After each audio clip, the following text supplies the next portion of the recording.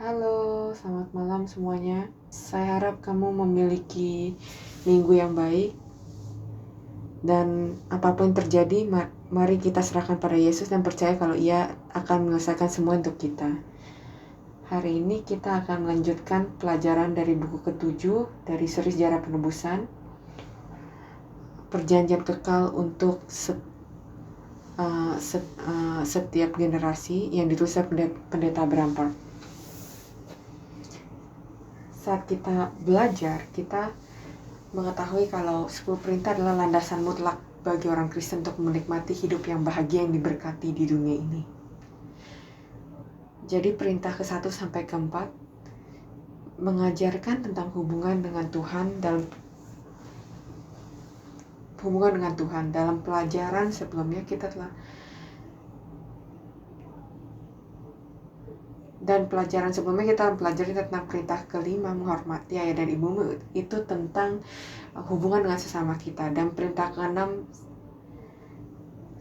sampai 10 melidiki secara mendalam hubungan kita dengan sesama kita. Dan hubungan dengan orang lain bagian penting dari kehidupan kita di dunia ini. Kadang-kadang hal yang paling sulit di dunia ini adalah masalah hubungan.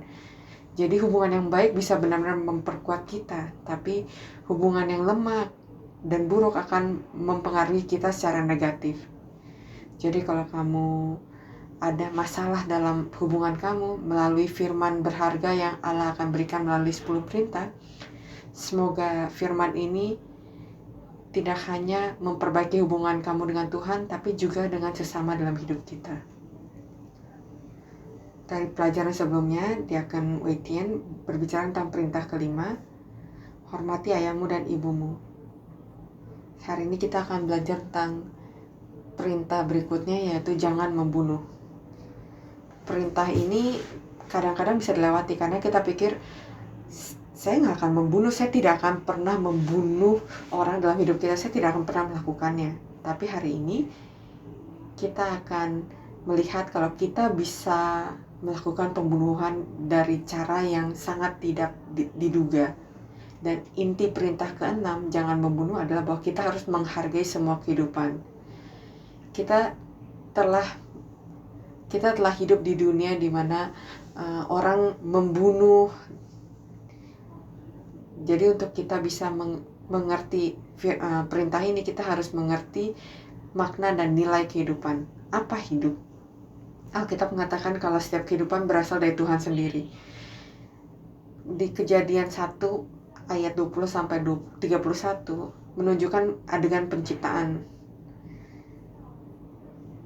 Dan 1 Timotius pasal 6 ayat 13 dikatakan kalau Tuhan adalah Tuhan yang menghidupkan segala sesuatu. Di Matius pasal 10 ayat 29 dikatakan kalau bahkan tidak seekor burung pipit yang akan jatuh ke tanah tanpa izin dari Tuhan. Makanya Allah memiliki kekuatan dari seluruh kehidupan. Dari semua ciptaan, tentu manusia yang lebih tinggi dari ciptaan lain, karena kita diciptakan menurut gambar dan rupa Allah. Di Kejadian pasal 2 ayat 7 juga dijelaskan ketika Tuhan Allah membentuk manusia itu dari debu tanah dan menghembuskan nafas hidup ke dalam hidungnya. Demikian manusia itu menjadi makhluk yang hidup. Jadi manusia menerima nafas kehidupan yang khusus dari Tuhan, dan oleh karena itu hanya manusia yang dapat berkomunikasi dengan Tuhan. Dan karena itu hidup kita di mata Allah lebih penting dari seluruh dunia, karena kita diciptakan untuk hidup selamanya bersama dengan Allah di surga.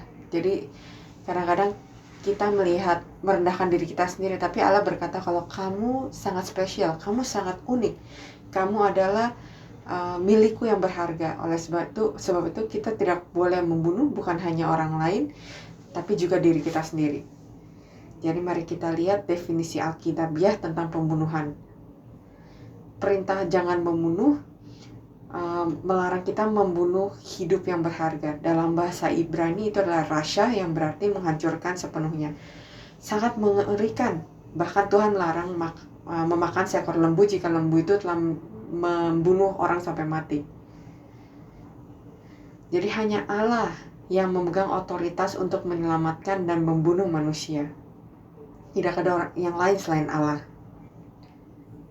Dan perintah ke-6, jangan membunuh, juga termasuk hidup kita sendiri. Jadi kita tidak boleh mengakhiri hidup kita sendiri. Banyak orang menjadi pesimis tentang kehidupan mereka dan mengakhiri hidup mereka sendiri, melakukan bunuh diri secara langsung maupun tidak langsung. Mari kita lihat bagaimana mereka bunuh diri secara langsung. Artinya gimana? Artinya kita bunuh diri. Jadi bunuh diri telah diterima secara luas sebagai masalah global. Oleh karena itu, perintah untuk jangan membunuh menjadi lebih penting daripada sebelumnya. Jadi mari kita lihat beberapa fakta singkat tentang situasi di Singapura.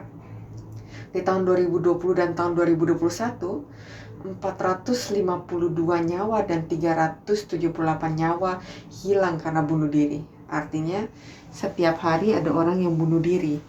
Dan bunuh diri menjadi penyebab utama kematian bagi mereka yang berusia 10-29 tahun. Umur 10-29 berarti anak kecil, remaja, dan pemuda. Oleh karena itu sangat penting untuk mengajarkan perintah ke-6 untuk anak-anak kita sekarang. Masyarakat kita dapat menghilangkan bunuh diri jika kita, orang Kristen, dapat membangun perspektif Alkitabiah tentang nilai-nilai dan martabat hidup. Dan bagaimana kita membunuh diri kita sendiri secara tidak langsung? Jadi kita ngomong secara langsung yaitu bunuh diri, tapi sekarang bagaimana kalau tidak membunuh diri secara tidak langsung? Alkitab memberitahu kita bahwa terjerat dengan kesedihan dan kekhawatiran duniawi membunuh kita secara tidak langsung. 2 Korintus pasal 7 ayat 10 berkata hal seperti itu. Dan Yesus juga mengumpamakan tentang penabur. Yesus menyamakan orang yang mengkhawatirkan dunia dengan ladang berduri. Kenapa? Karena rasa khawatir itu seperti duri yang akan menusuk dan akhirnya membunuh kita. Kesemasan untuk semua alasan yang salah akan menyebabkan segala macam penyakit. Dan pendeta Abraham Park berkata, kalau khawatir tidak mempercayai Tuhan yang memberi hidup. Dan ini sangat serius. Pada saat kita khawatir, setiap kali kita khawatir, kita berkata pada Tuhan, Tuhan saya tidak percaya padamu. Oleh karena itu kita tidak boleh khawatir, tapi menyerahkan hidup kita kepada Tuhan yang memberikan hidup kepada kita. Di Matius pasal 6 ayat 25 berkata kalau hidup lebih penting dari segala sesuatu di dunia. Jadi hidup kita lebih penting dari makanan, badan kita lebih penting dari pakaian. Jadi Allah menjaga kita yang lebih berharga dari segala sesuatu di dunia. Jadi sebagai orang percaya, kita sangat tidak berdaya untuk dosa seperti ini. Kita bangun setiap pagi, kita bersyukur, mensikat gigi. Tapi saat kita lihat keluarga kita dan anak kita, saat kita membuka berita dan bekerja, kita mulai khawatir. Jadi kita harus menyerahkan semua hal ini kepada Tuhan, berpegang pada Tuhan dan meminta permohonan maaf kepada Dia sehingga Ia bisa mengambil semua kekhawatiran kita dan menyembuhkan kita dari segala penyakit fisik dan rohania. Jadi mari kita lihat hukum khusus dari perintah ke-6 yang berasal dari ayat-ayat di sini. Totalnya ada 96 ayat yang dikhususkan untuk hukum khusus ini dan jauh lebih panjang daripada perintah-perintah lainnya. Kenapa? Karena perintah ini sangat berhubungan erat dengan hidup. Jadi saat kita beli alat-alat listrik, kita melihat ada pedoman atau manual gitu kan. Manual itu akan mengajarkan instruksi setiap langkah demi langkah untuk menggunakan alat elektronik itu sehingga kita bisa menggunakannya dengan baik dan tidak kesetrum. Jadi hukum khusus ini juga seperti manual yang sangat detail untuk supaya kita bisa hidup dalam hidup kita. Jadi bahkan dalam kekacauan, dalam dunia yang penuh dengan kebingungan, mari kita bisa melewatinya. Jadi mari kita melihat hukum spesifik ini dan setiap situasi dan keadaan sehingga Ia dapat memastikan kita dapat memelihara hukum ini.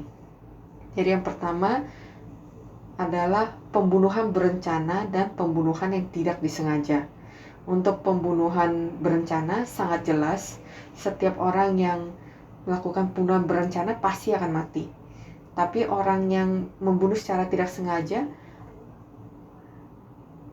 Allah menyiapkan kota perlindungan untuk menjaga mereka.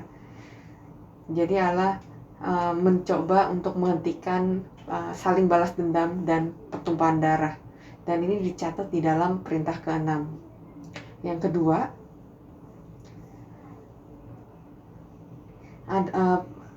ada perintah untuk mengasihi sesama. Jadi ada perintah untuk mengasihi sesama. Allah berkata jangan memindahkan tanda batas tetangga. Tanda batas itu adalah tiang batu yang dipasang untuk menandai batas milik seseorang. Jadi seperti gerbang rumah Anda. Jadi barang milik kita atau properti kita yang digunakan untuk menjaga hidup kita sangat dihargai oleh Tuhan. Jadi setiap orang yang ada yang mencoba mengambilnya, itu juga sama saja dengan melakukan pembunuhan. Yang ketiga, Allah berkata, singkirkan bahaya apapun dari jalan sesama Anda. Dan Allah sangat spesifik, Dia katakan di Ulangan pasal 22 ayat 8, Allah berkata, apabila engkau mendirikan rumah yang baru, maka haruslah engkau memagari sotoh rumahmu, supaya jangan kau datangkan hutang darah kepada rumahmu itu apabila ada seorang jatuh dari atasnya. Itu kayak balkon ada pagarnya.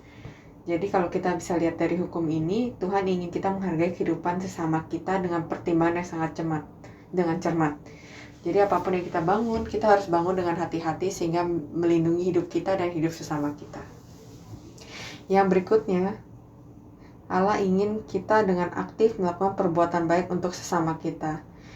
Di Keluaran pasal 23 ayat 4-5, jika seseorang jika Anda melihat seseorang kehilangan sesuatu, kau harus membalikannya, bahkan untuk musuh kita. Saat saya lihat ini, saya berpikir kalau saya belum menjaga perintah ke-6, dan saya jadi ingat kejadian di Malaysia waktu saya di Malaysia. Jadi saya dan anak saya yang berumur 7 tahun, kami sedang shopping. Kita melihat ada uang $50 di jalan, dan anak saya sangat senang dan ia berkata, "Mama, ada $50." Lalu ia berlari ke sana dan saya menghentikannya. Saya berkata, "Kamu jangan ambil $50." Terus dia berkata, "Kenapa? Ini kan $50." Dan saya berkata, "Ini bukan punya saya." Terus dia bilang, "Ini kan di jalan." Terus saya berkata, "Kita ngambil barang bukan punya kita." Jadi dia jawab, "Oke, Mama, kamu nggak ambil, saya ambil, saya beli mainan untuk saya sendiri." Jadi akhirnya saya bisa bilang kalau saya berhasil meyakinkan dia untuk nggak ambil, karena mungkin pemiliknya mungkin akan kembali untuk mengambil uangnya. Jadi saya pergi, tapi saya ngelihat ada orang yang waktu balik saya lihat ada orang yang ngambil. Jadi pada saat saya melakukan ini, apakah kamu pikir saya melakukan perintah ke-6? Enggak kan, karena kalau saya melakukan perintah ke-6 ini, saya mungkin akan ambil, saya simpan dengan baik, dan saya tunggu pemiliknya kembali atau memberikannya kepada contact information sehingga pemiliknya bisa mengambilnya kembali. Jadi saya mungkin telah melanggar perintah ke-6 kalau saya tidak mengerti perintah khusus ini. Jadi ini sesuatu yang saya harus bertobat, karena saya selalu pura-pura untuk tidak melihat dan berjalan pergi. Dan yang terakhir adalah jangan merusak alam. Saya juga sangat kaget akan hal ini, karena ini jatuh dalam perintah ke-6, jangan membunuh. Alkitab berkata, pembunuh tidak hanya membunuh manusia, tapi juga merusak alam. Karena ini adalah perbuatan pembunuhan tidak langsung. Dengan merusak alam, kita menciptakan lingkungan yang tidak dapat ditinggali manusia. Jadi ini betapa telitinya Tuhan kita. Dan betapa besarnya kasih Tuhan Bapa kita kepada kita. Bahkan Ia ingin menciptakan lingkungan yang sangat nyaman untuk kita. Jadi sebelum saya belajar perintah ke-6, kamu jangan membunuh, saya selalu berpikir ini adalah perintah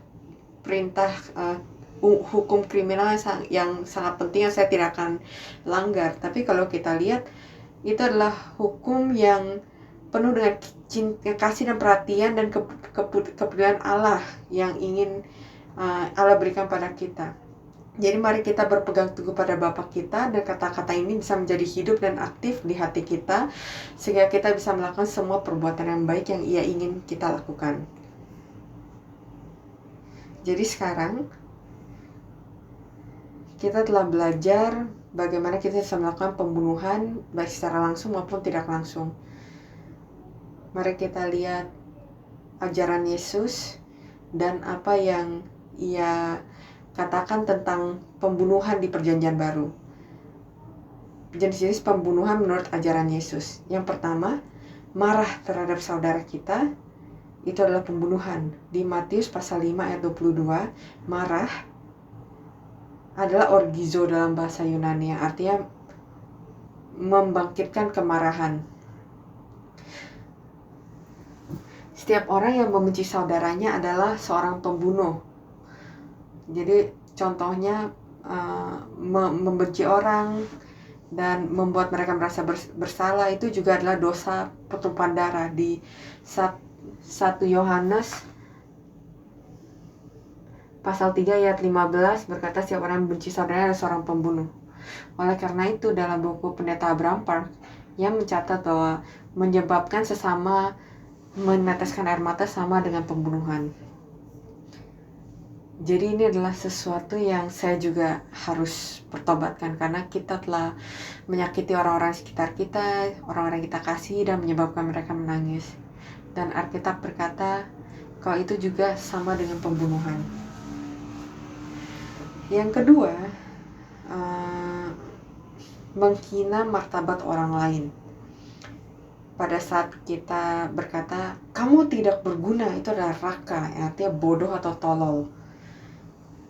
Dan perbuatan menghina orang lain itu adalah perbuatan membunuh dengan kata-kata. Jadi pada saat kita mencemarkan nama baik atau menghina orang, itu juga sama dengan membunuh.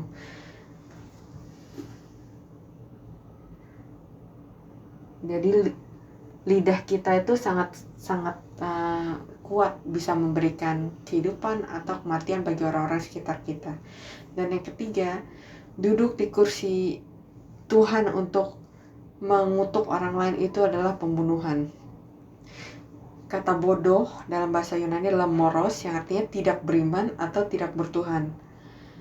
Jadi Yesus berkata orang yang mengatakan hari ini itu sama dengan duduk di kursi Tuhan untuk mengutuk orang lain. Dan menghakimi iman orang itu sesuatu yang tidak boleh kita lakukan. Jadi saya berdoa supaya kita tidak melakukan hal ini. Jadi kita telah belajar bagaimana kita telah melakukan pembunuhan secara langsung atau tidak langsung dalam hukum spesifik dan ajaran Yesus.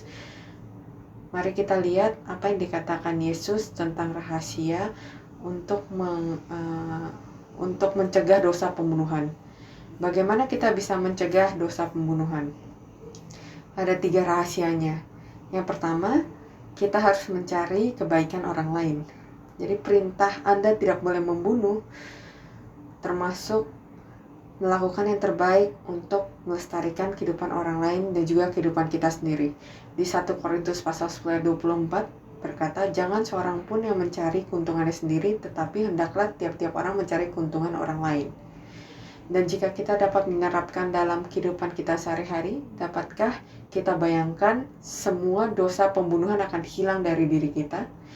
Jadi melestarikan kehidupan orang lain berarti kita mencari kebaikan orang lain di atas diri kita sendiri. Dan kita tahu ini sangat mudah untuk diucapkan daripada kita lakukan. Tapi mari kita berpegang pada Bapa, karena Ia yang memberikan kita kekuatan untuk melakukan hal itu. Dan dengan kekuatan dan kita mencari kebaikan orang lain, kita mengasihi orang-orang di sekitar kita, mari kita benar-benar menjadi air yang hidup yang terus mengalir, dan apapun yang kita lakukan semoga bisa dihidupkan kembali, karena tidak ada kekuatan pembunuhan atau kematian dalam diri kita lagi. Yang berikutnya adalah jangan mudah marah. Jangan mudah marah.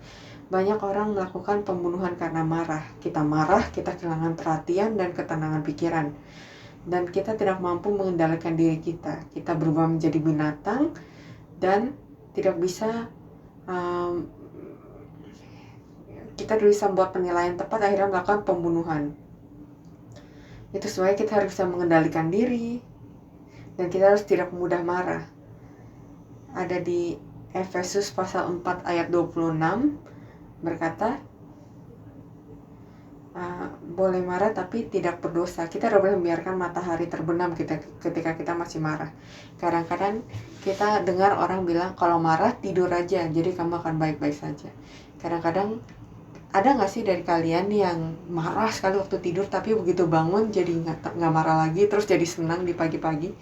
Nggak pernah, saya malah makin sebel, makin marah dari malam sebelumnya. Jadi mari kita melakukan firman Allah sehingga kita tidak mudah marah dan kita bisa mengendalikan diri dan mengasihi sesama kita. Yang terakhir adalah berdamai dulu dengan saudaramu dan cepatlah berdamai. Di Matius pasal 5 ayat 23 sampai 24 berkata, jika kamu memberikan persembahan di mezbah dan kamu ingat kalau ada kamu memiliki permusuhan dengan saudaramu, tinggallah persembahan kamu dan berdamai dulu dengan saudaramu, dan kemudian datang dan persembahkanlah persembahan kita. Cepatlah berteman dengan lawanmu, supaya lawanmu tidak menyerahkan kamu kepada hakim dan hakim pada petugas, dan kamu tidak dijebloskan dalam penjara. Secara singkat, jika kamu ada kemarahan atau salah paham dengan orang lain, bukannya membiarkan ini berlarut-larut dalam diri kita, kita harus cepat-cepat berdamai dengan saudara-saudara kita. Dan sebagai penutup, saya akan berikan ini.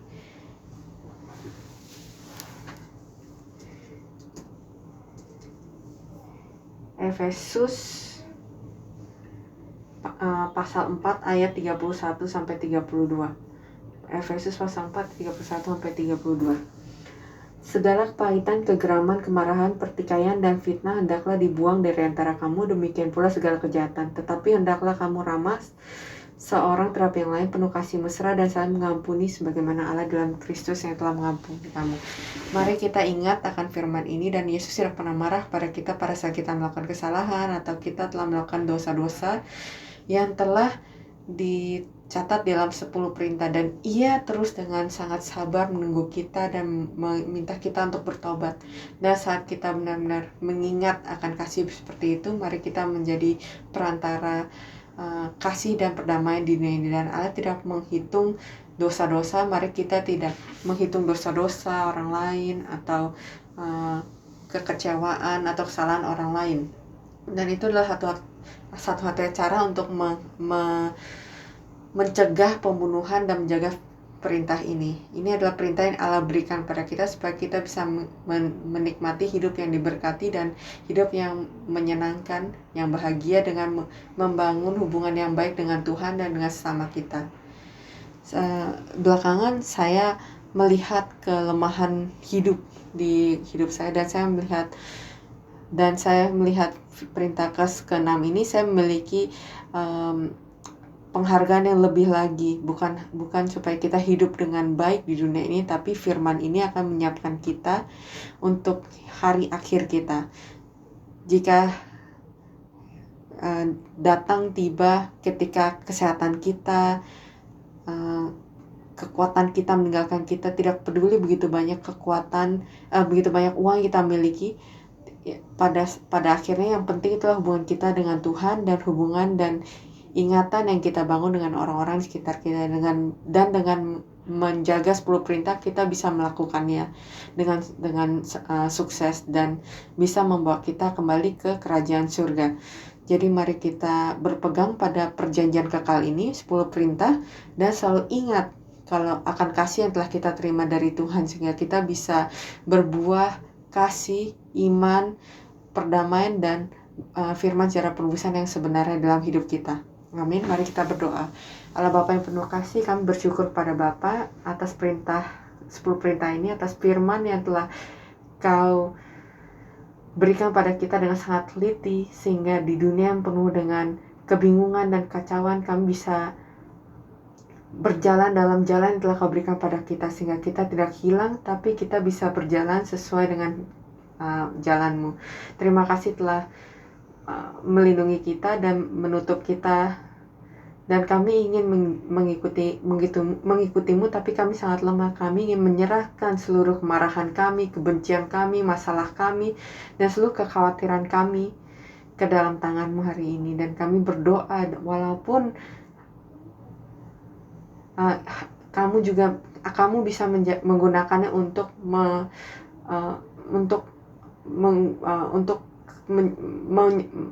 menjalankan kehendak-Mu dan memuliakan nama-Mu.